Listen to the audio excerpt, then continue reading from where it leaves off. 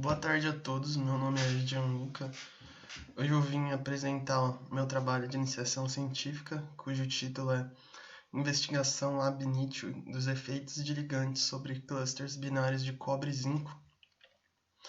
Eu desenvolvo esse trabalho sob a orientação do professor Dr. Juarez da Silva, com a colaboração da doutora Carla Andriani e do Felipe Moraes.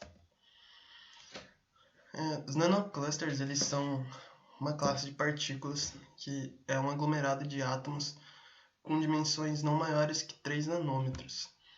Esses nanoclusters de metais de transição apresentam propriedades físico-químicas que são bem diferentes de quando eles estão na fase macroscópica. E essas propriedades elas variam drasticamente de acordo com o tamanho, composição e estado de carga do sistema, o que abre margem para uma série de aplicações tecnológicas, como por exemplo a catálise. E a combinação de dois metais, em especial o cobre e o zinco, nessa escala nanométrica, eles têm atraído um grande interesse devido a essas propriedades eletromagnéticas e catalíticas. E tais compostos eles podem ser estabilizados por ligantes orgânicos, o que vai gerar os chamados superátomos. Os superátomos eles são uma classe de compostos nanométricos que o aglomerado de átomos ele se comporta como se fosse um átomo da tabela periódica. Então ele vai se comportar como se fosse um átomo. E recentemente foram desenvolvidos alguns métodos para a síntese desses compostos. A síntese deles é algo complicado de fazer devido ao tamanho exageradamente pequeno desses sistemas. Então, só recentemente foram sintetizados alguns desses compostos de cobre e zinco protegidos por ligantes. Os principais objetivos desse projeto é investigar a evolução das propriedades físico-químicas dos clusters unários de cobre e zinco em função do número de átomos. E analisar a composição, o efeito da composição em clusters unários binários de cobre e zinco que já foram sintetizados e estão presentes na literatura. E, por fim, estudar os efeitos que os ligantes CP e CP estrela causam nas propriedades estruturais, eletrônicas e energéticas desses mesmos nanalóis encontrados na literatura. Para isso, a gente utiliza da teoria do funcional da densidade, com a aproximação do gradiente generalizado na formulação de Perdue, Burke e Ernst-Zerhoff, com a sua implementação computacional no pacote FAJINS.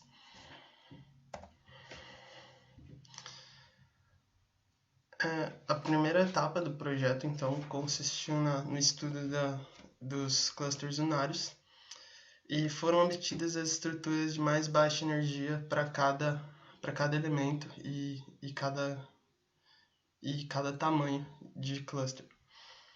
Então, segundo os resultados, os clusters de cobre eles preferem se arranjar em estruturas planas até 6 átomos, e entre 6 e 7 átomos ocorre a transição 2D, 3D, onde os átomos passam a se arranjar em estruturas tridimensionais, formando geometrias politetraédricas.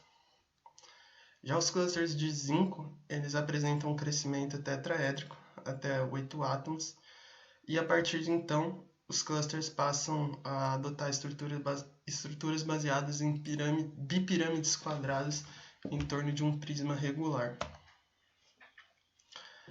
Quanto às propriedades, aqui estão algumas das propriedades calculadas. A distância média de ligação ela diminui para os clusters de zinco conforme aumenta o número de átomos, e já para os clusters de cobre ela aumenta. E ela é maior para os clusters de zinco. Logo, A energia de ligação ela vai ser maior para os clusters de cobre e, consequentemente, eles formam uma ligação mais forte entre si, ligações mais curtas e mais fortes nos clusters de cobre. O gap de energia entre os estados homo-lumo ele diminui com o aumento do número de átomos. Isso pode ser explicado com base no modelo do elétron aprisionado em uma caixa, em que a gente aumenta o comprimento da caixa e a diferença de energia entre os estados quânticos diminui. Então a gente pode ver esse efeito presente nos nossos sistemas de forma que quando aumentamos o tamanho do cluster, a energia entre os estados homo e lumo diminui. Quanto ao momento magnético, ele é 0 para os clusters de zinco e 1 para os clusters de cobre com número ímpar de átomos e 0 para os clusters de cobre com número par de átomos. Então aqui a gente já vê uma diferença em relação à fase macroscópica desses átomos, que apresentam um momento magnético igual a 0. E aqui o momento magnético vai depender do número de átomos que compõem o sistema. Quanto ao efeito da composição,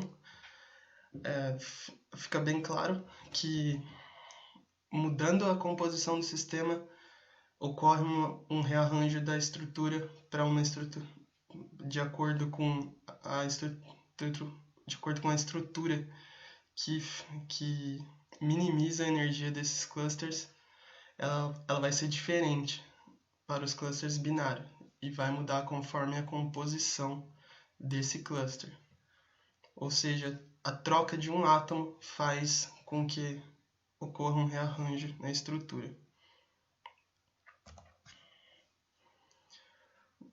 O efeito dos ligantes nesses clusters é de tal forma que, ao introduzi-los, os clusters eles passam a adotar geometrias totalmente diferentes.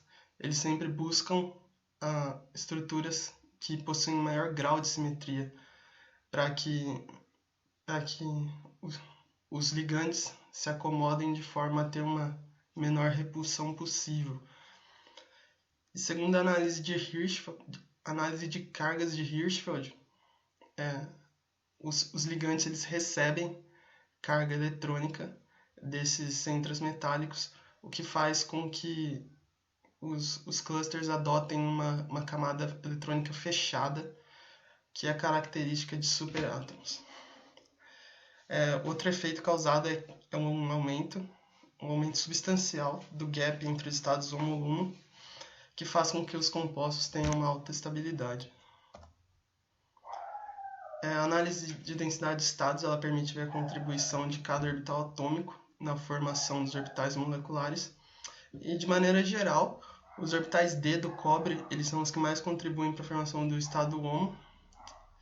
E o estado LUMO geralmente é formado por orbitais S ou P dos átomos de zinco. Aqui nessa análise de orbitais é possível visualizar os orbitais HOMO e LUMO. E nesses exemplos mostrados aqui, os orbitais D do cobre eles contribuem para a formação do orbital HOMO, e o orbital LUMO ele é formado pelos orbitais S do zinco e P do carbono, nesses exemplos aqui mostrados. Bom, para concluir, as propriedades físico-químicas dos compostos variam significativamente com seu tamanho e composição. Os ligantes orgânicos são responsáveis por mudanças estruturais nos clusters. As moléculas orgânicas elas também são responsáveis por conferir uma grande estabilidade desses compostos. Então é graças a esses ligantes que é possível formar esses compostos organometálicos. Não é viável a formação deles sem esses ligantes. E eles também conferem a esses clusters a configuração eletrônica de superátomo. Os orbitais D do cobre são os que mais contribuem para a formação dos estados HOMO, enquanto que os orbitais S e P do zinco contribuem mais para a formação do estado LUMO. E como perspectiva para esse projeto é que esses compostos estudados aqui, eles podem ser alvos de um estudo futuro mais direcionado à dissorção de moléculas CH4 e CO2 principalmente, que é que o nosso grupo trabalha, com a perspectiva de desenvolver novos catalisadores. E esse trabalho ele vem sendo desenvolvido há 1 ano e meio e nós temos a perspectiva de gerar a publicação de artigo científico e também ele está sendo aproveitado para a elaboração do meu trabalho de conclusão de curso. Obrigado pela atenção de todos.